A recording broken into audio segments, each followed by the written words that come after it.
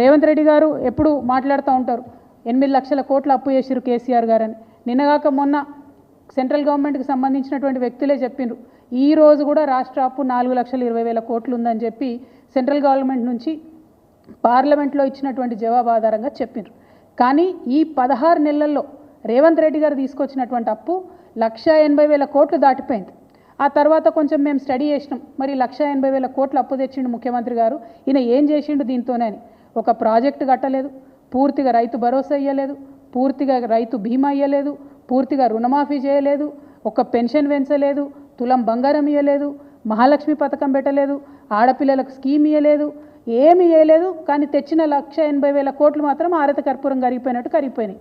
లెక్కలు బాగా తీస్తే తెలిసింది ఏంటంటే కేవలం 80,000 కోట్లు మాత్రమే ఇదివరకు చేసినటువంటి అప్పులు చెల్లించడానికి ఈ ప్రభుత్వం ఉపయోగించింది.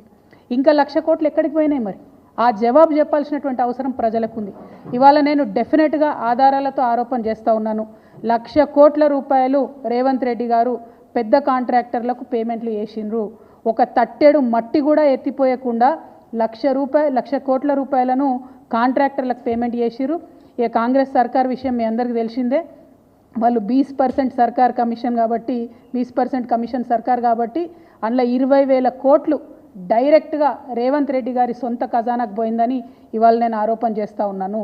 ఇది తప్పైతే ప్రభుత్వం తరఫు నుండి శ్వేతపత్రం రిలీజ్ చేయండి. మీరు 1,00,000 కోట్లు ఏం చేసిండ్రో చెప్పండి. 80,000 కోట్లు మీరు డెట్ పే చేసినట్టు మొన్న బడ్జెట్లో ఇచ్చినటువంటి డాక్యుమెంట్స్ ద్వారా తెలిసింది. కానీ ఇంకా ఎందుకు అప్పు తెస్తున్నారు? తెస్తుంటే దానికి ప్రణాళిక ఎక్కడ ఉంది? ఏం ప్రాజెక్టు కట్టిండ్రు? ఇవాళ నేను కాదు, గ్రామాలలో ఉన్నటువంటి ప్రజలు బాధపడుతున్నారు. పల్లె ప్రగతి మొత్తం పడకేసింది. కనీసం మోరీలు క్లీన్ చేసేటటువంటి పరిస్థితి లేదు, ఈ జీతాలు ఇచ్చేటటువంటి పరిస్థితి లేదు. మరి ఎందుకు ఇన్ని వేల కోట్లు అప్పు తెస్తున్నారు? ఎందుకు రాష్ట్ర భవిష్యత్తును ఇబ్బంది పెట్టేటటువంటి పరిస్థితి క్రియేట్ చేస్తున్నారని నేను ముఖ్యమంత్రి గారిని డిమాండ్ చేస్తూ ఉన్నాను. ప్రభుత్వం ఖచ్చితంగా శ్వేతపత్రం ఇవ్వాలని కూడా డిమాండ్ చేస్తూ, మరి తెలంగాణ రాష్ట్ర గౌరవాన్ని ఒక పక్క తాకట్టు పెడుతున్నారు, అవమానపరుస్తున్నారు.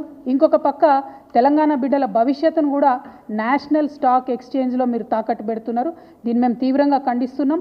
ఒకవేళ మీరు ప్రైవేట్ లిమిటెడ్ కంపెనీ నుండి పబ్లిక్ లిమిటెడ్ కంపెనీని చేయడంలో నిపుణుల యొక్క సూచనలు లేకపోతే ఈ నిర్ణయాన్ని వెనక్కి తీసుకోవాలని కూడా ఈ సందర్భంగా నేను ప్రభుత్వాన్ని డిమాండ్ చేస్తున్నాను.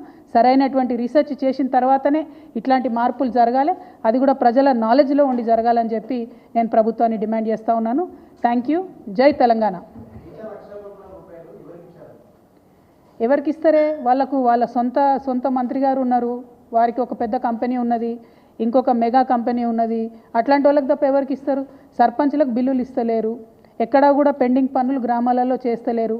కేసీఆర్ గారు ఇచ్చినటువంటి రోడ్ ప్రాజెక్టులు కావచ్చు, చెరువు పూడిక తీసేటటువంటి కార్యక్రమాలు కావచ్చు, వాటిని అన్నింటినీ కూడా యునానిమస్గా క్యాన్సిల్ చేసిండ్రు. ఈ 16 నెలల్లో ఎక్కడన్నా ఒక చెరువునన్నా మట్టి తీసిండ్రా? ఎక్కడన్నా ఒక చిన్న తట్టెడు మట్టి ఎత్తి పోసిండ్రా?